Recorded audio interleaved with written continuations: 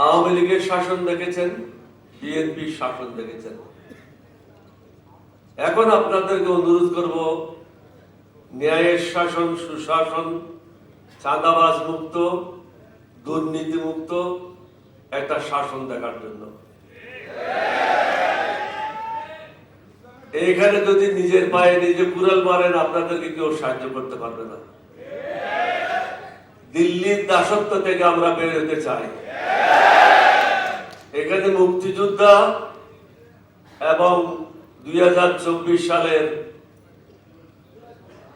জুলাই যুদ্ধের সম্মেলন, এখানে মিলন ঘটেছে। এটা অন্য কোনো জায়গায় এই মিলন ঘটেনি।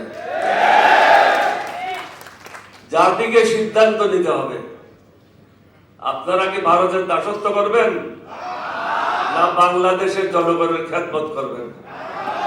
আমরা যারা এখানে উপস্থিত হয়েছি, আমরা জনগণকে শাসন করার জন্য উপস্থিত হইনি, আমরা জনগণের সেবক হিসেবে কাজ করার জন্য উপস্থিত হয়েছি।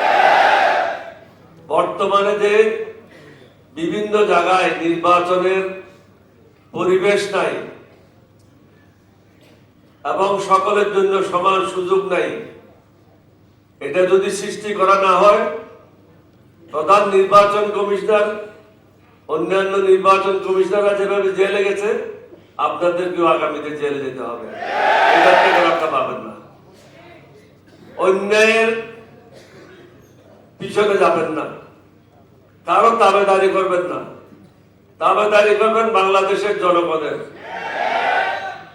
দেশের জন্য যেটা ভালো সেটা করবেন। এখনো মানুষ ন্যায় বিচার পাচ্ছে না।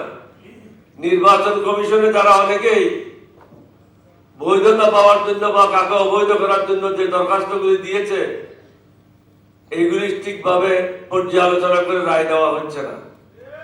আমরা আশা করব সমগ্র জাতি ঐক্যবদ্ধভাবে, আমরা যারা আজকে মঞ্চে এখানে উপস্থিত হয়েছি, আমাদের পক্ষে রায় দিয়ে এই দেশের সেবা করার জন্য সুযোগ দেবেন।